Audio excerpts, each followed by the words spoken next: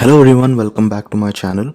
So in this audio kind of podcast, I'm going to be discussing about the recent tariff thing that is happening, and I'm going to be giving my 2 cents about this. I know a lot of people have already talked about this, so this is just a casual kind of podcast style that I want to try. So yeah, this is a bit different. The people who are, the few people who are already watched my video, so this is going to be a bit kind of different. So yeah, let's not waste further time. Before that, please do like this video and please subscribe to my channel, because your support really helps me to do more of these kind of videos. So yeah, let's just jump into it. So yeah, the first thing I'm going to talk about is, see what exactly happened, what Trump wanted out of this, and what actually happened, right? So yeah, let's see. First, Trump basically came out, I think on the April, I don't remember the date, I think 30th of March or 1st April, I don't remember. Yeah, I think the 2nd April, yeah, because he said that he didn't want it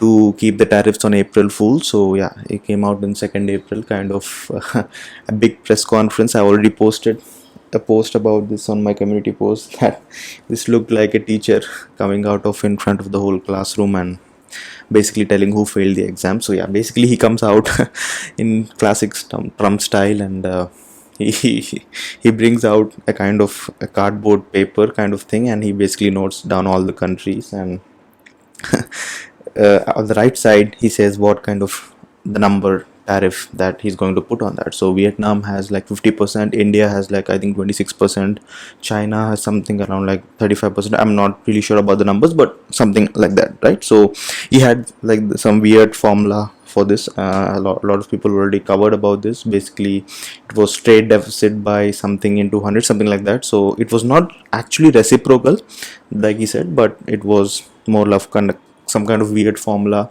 Some people were telling that he picked it up with ChatGPT, but yeah, that's not important for that. So yeah, he basically came out and said that on April 9th, these tariffs are going to kick in, and he also said that a 10% of baseline tariff is also going to be applied for every country, right? So every country is going to have 10% tariff. So tariff, I think, for in just a simple language, is nothing but the tax that the importers need to pay more, right? So let's say India and US trade, right? So let's say I sell like an iPhone to the US, or my own phone to the US. So if the US has a tariff of like 10%, right? So the importer has to pay 10% more to import that to the US. So it's basically a tax. So yeah, this is tariffs are basically used for protecting the domestic markets, to protect indigenous companies. Like let's say, if obviously for any consumer, right? So price is very important, right? So you're going to buy which is the most effective, cost effective, or affordable, or cheap, if I use a harsh language. So obviously if a product cost $10 more than another company is offering, so obviously it's going to buy the affordable one, right? So that's basically what the tariffs is used for, to protect the domestic markets, right? So yeah, he comes out and he basically says that April 9th is going to be the deadline and all of that. So yeah, and as soon as I saw this clip, and I think CNBC did this, where they were showing side by side clips. Like on the left side, Trump was announcing his tariffs, and the right side, the stock market was falling. Like it was like a funny scene to see. As soon as he was saying that he's going to put the tariff, the red color and the numbers were going down and down. So yeah, that was I would say iconic. I think iconic image, iconic video. So yeah, as soon as he did that, obviously the stock market started collapsing and all of that. Some countries announced that they're going to announce reciprocal tariffs, and all of that happened. But I think Trump's team, basically Scott Bessent, who's the Treasury Secretary, and Howard Lutnick, I think, I don't remember his post, but yeah, he's an important guy, and Trump obviously, who's leading this. So they basically went on a media offensive. I could see after that all of them were doing a lot of interviews on CNN, Fox News, and all of that. basically explaining why this tariff is important and all of that. So yeah, that and they said that this is going to we are not going to budge, we are not going to change this is definitely going to happen. And yeah, a lot of people who were saying that no, this Trump is going to give some exemption, all of that, they were pretty clear that no, there's no exception, so this is going to go. So yeah, that happened. And a lot of chaos. Obviously, stock market started collapsing. DOW Jones started collapsing, and a lot of important economic institutions like Goldman Sachs started projecting a recession and all of that. The market sentiment was really down. Obviously, stock market goes up and down. So yeah, that's fine. I think Trump didn't really care about that too much. But the problem came when the bond market started. Basically, investors started showing less confidence in the U.S. economy, and the bond they were selling the bonds.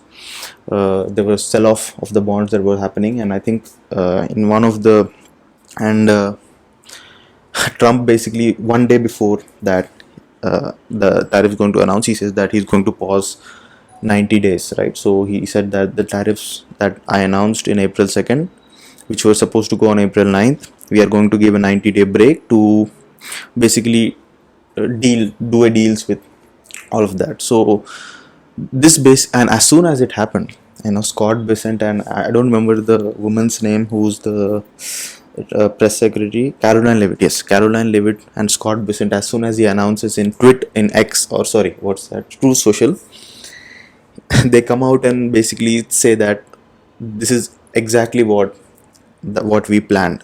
So because so it was funny to me, like, they how they changed the goalpost, because 3 days ago she was saying that no, there's not going to be an exception and all of that. Scott Bessent, who is, I think, the smarter guy, calmer guy among all the team, at least that's what the perception as I got from when I saw his interviews. He's calm, he's wise of that. He also said that this is always Trump's plan to basically put a gun to everyone and force them to negotiation, all of that. But that was not true at all, because Trump himself has said he was doing some F1 car event or something like that on the same day, and he himself has said that he did that because he used some word called yippee or yappy, something like that. So, and Scott Bessent himself has said that the bond market started collapsing, and he had to stop that. And even Fox News, I think, in some of 2 or 3 segments, some of the commentators commented that this bond market basically was the problem. Trump really wanted to go, but he backed down at the last moment, because he saw that he was ready to take the risk for stock market, but the bond market and recession fears, depression fears were something that he could not afford. So he basically backed down, and they basically changed the goalpost to change the narrative. Now the narrative is not about tariffs and bringing back manufacturing and all of that. Now it's all about deals. Like, so they basically went on an offensive to say that 75 countries are dying to make a deal with them. Vietnam and all of that, they were dying to make a deal with them. So yeah, this is so right now we are in like the 90-day gap period. So yeah, they every day they are coming out and saying this country is excited to deal with us, that country is excited to deal with us. And India, recently Mr. Piyush Goyal recently said that we are talking to the US, but we are going to take our own time. We are the 90-day deadline is, we are not taking that seriously, because trade deals, as you guys know, takes a lot of time, right? So especially a country like India. So I would be surprised that 90 days there will be a trade deal between India and US. I don't know about other countries, because US has a lot of leverage, like on Vietnam and all of that. So basically they can force them, but I don't think countries like India and China, or even I would say, I would go far saying EU also. I think EU is also a bit fed up with Trump and all of that. So I don't think a full complete trade deal is possible, but we are going to see. But yeah, that's basically what is going on right now. So yeah, that's the first thing that I want to cover. The second one is actually what Trump really wanted to do, right? So, see, Trump with tariffs. From what I've read a lot of articles about this. I've followed lot of economists who are talking about this. I've both for and against this. So, from what I gathered, right? So, Trump basically wanted three things, right? So the first one obviously is to bring down the debt in the US. So as you guys probably know, the US has like a trillions and trillions of dollars of debt that is currently there, and Trump's basic accusal of Joe Biden, saying that he basically increased the borrowing in his previous term, which led to more debt and all of that. So he basically wanted to kill off that debt. So for that he needed money, and the money is going to come from tariffs, right? So some of the money is going to come out of tariffs. That's the first thing what he's going to do with the tariffs. The second one obviously is to kind of bring back the manufacturing, as he said, because uh, the US companies started shifting its manufacturing base away from the US to Mexico, China, Vietnam, and countries where the labor costs are a bit less, because manufacturing in the US is going to be expensive for them. So companies obviously wants to cost cut. So basically they left the US manufacturing base and went and started manufacturing in other countries. But the plan for them was that the American citizens are will not work low intellectual jobs, right? So they American citizens, American education system was supposed to skill them to do to work on higher skill jobs. So let just give a simple example. Let's say take a Nike shoe, right? So Nike shoe, to make Nike shoe, obviously you need designers, right? So designers who are going to sit in their offices, in air conditioned offices with their high tech tech iPads and all of that instruments to design a shoe, to make a design and all of that, to see the aerodynamics and all of that. And that design is going to be sent into the manufacturing unit, where that one shoe is going to manufacture in like 1,000 and 2,000 pieces and sell it. So the Americans wanted high paying, high tech, high skilled jobs, right? So, and they didn't want to they wanted to export, they wanted to outshore the manufacturing to other countries where the labor is cheap. So this was the plan that America wanted. This also helps where if you, let's say, have a manufacturing plant in another country, it will give you a leverage, right? So let's say American companies have a lot of manufacturing units in Vietnam and Southeast Asian countries. So that's also a leverage for the US government, right? So because Vietnam, for example, depends a lot on US export, right? So its economy depends a lot on export to the US. So this is a very important leverage that US has over Vietnam. So let's say tomorrow they want to cut a deal with Vietnam, some military deal or something. This can be used as leverage. So this is a strategic move that the US made, which is also economically beneficial for them. But the problem I think the US has was the education system. I'm not going to be going too much into that. uh, the education system and their healthcare system, their internal problems couldn't really skill the American population to do high paying jobs. So the rich became rich, the poor became poor, the middle class basically started either going to poverty, or they were well educated and they took the high skill job. So the manufacturing base, which is a bit less skilled, uh, was missing in the US economy. So Trump wanted to bring that back so that they can have more jobs in the US. The so increase of jobs means increase of spending. Increase of spending is a better economy and all that. So that was second, the basically his second thing that he wanted to do, right? So the third thing that he wanted to do was he wanted to take out the income tax. So there was a point in the US, I think in the 1880s or something like that, where there was nothing called income tax. There was nothing called tax. The entire government, most of the government revenue came from tariffs which were placed, right? So he wanted to bring that back so that he can cut the income tax, which he promised in the his campaign. So this was like this. So this the 3 point strategy that Trump was trying to do was, he wanted to kill three birds with one stone, right? So he wanted to bring the manufacturing back, he wanted to reduce the debt, and he wanted to take the income tax by replacing it with the money that came from tariffs.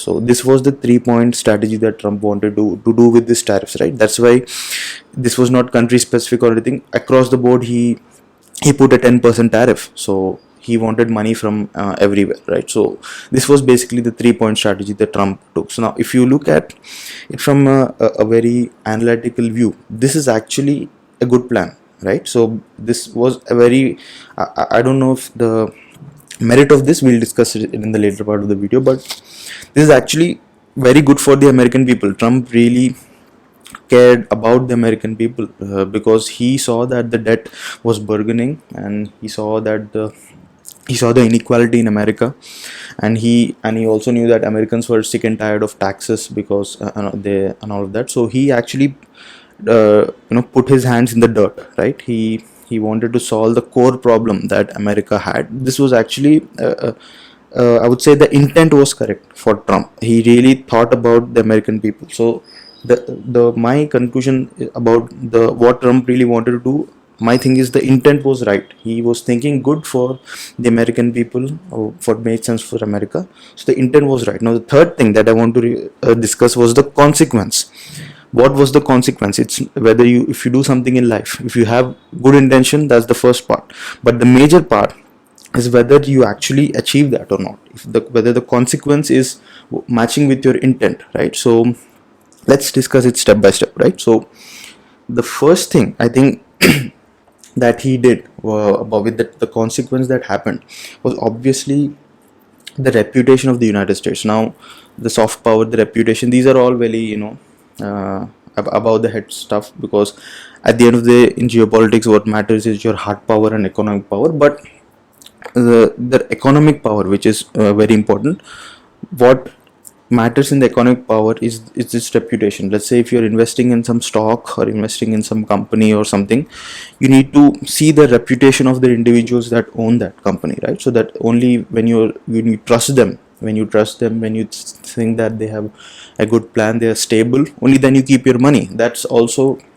turns out to the countries. So countries only invest in other countries when they have good reputation, right? So the US had I think I would say the best reputation among all the countries. It was a free democracy, although that's debatable, but let's say it's a free democracy, it's a military superpower, it's a stable country, not many conflicts happen in the US. So that's why everyone wanted to do business with the US. Everyone wanted to move to the US. Smartest individuals across the whole world saw the US as their home, right? So this was the reputation. The soft power was also plays a major part in a superpower. So this was a big hit for the American reputation, right? So because once the reputation gets hit, it's very difficult to rebuild that, right? So that's I think the first consequence that really took place. Now the second one, I think, which is the most important, I think, is that Trump talks about he talks about having all the cards and negotiating from the position of strength and all of that, but him backing down at the last moment shows his biggest weakness to the other countries, right? So he keeps saying that there are 75 countries ready to negotiate with them. How are they going to react when they saw Trump backing down from his own words at the last moment? This is a clear weakness to the US. They all now know that the US cannot go overboard with this. The US cannot really have a tariff gun at their head, because at the end of the day, US also understands that this is not sustainable at all. Now the other countries also know this.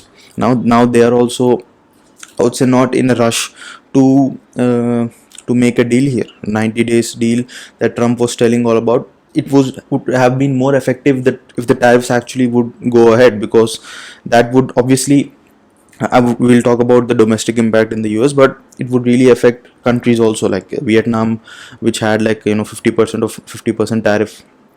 It would really hit the revenue, right? So this would have been more effective. The 90-day deadline would loom in other countries' heads if the tariff would actually gone through on April 9th, but Trump did not do that. He backed out at the very end, and he basically admitted that, because of the bond market, because of the recession fear, depression fears, he had to back down. So other countries obviously see this, right, and they are now in a comfortable position, saying that, look, yeah, obviously tariffs are going to hit us, but it's also going to hit the US. Now they know that. So I don't think this is a position of strength at all. I would say I've been watching a lot of interviews and all of that.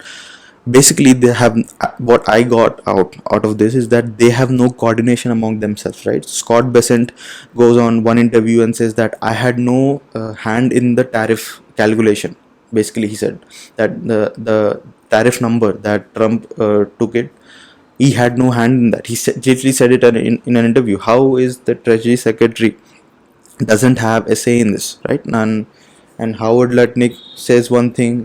There's one other guy, I don't remember the name, but he goes on CNN and all of that. He says one thing, and Caroline Levitt, she says one thing. There is literally there's no coordination, there's no consistency among them. I would say at the end of the day, what I got is they were all this basically what Trump's words is. Everyone were saying that whatever the president says, that's it. So it's all about Trump now. So this is not something sustainable for the US.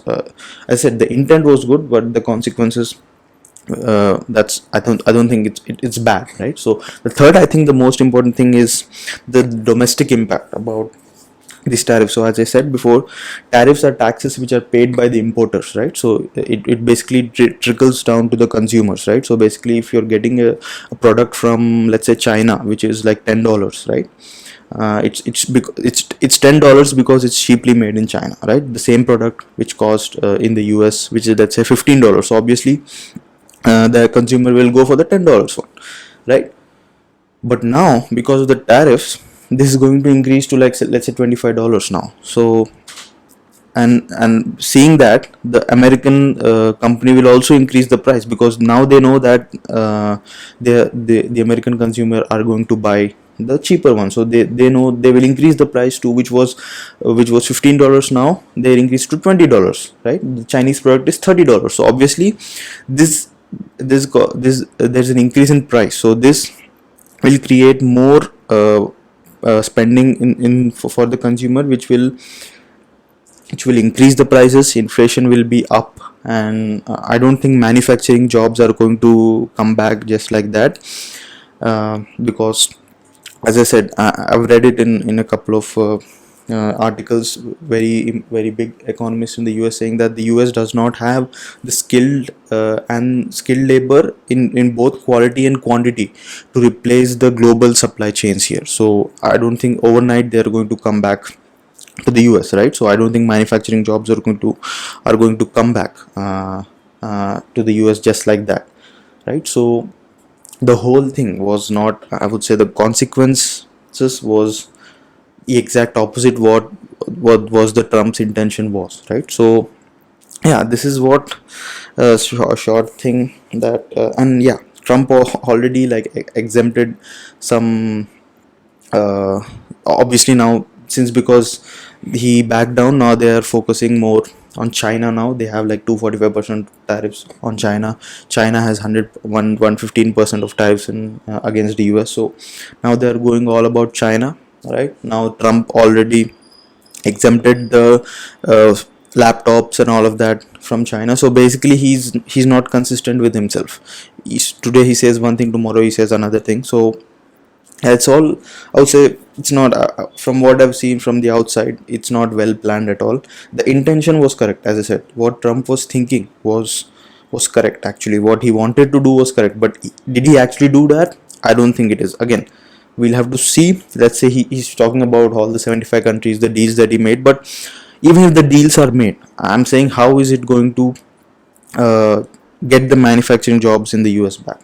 How is that going to happen, right? So yeah, we are still going to see what happens. So yeah, this is the video, this is the podcast, a short podcast. So this is a format that I will do more, because every time I'm not I'm not in the mood to record a video, but I will just have like a quick sound bite. So yeah, this is the end. So please like this. Please like this video. Please like subscribe to my channel. Your support really helps me to do more of this. So yeah, thank you. See you guys in the next video.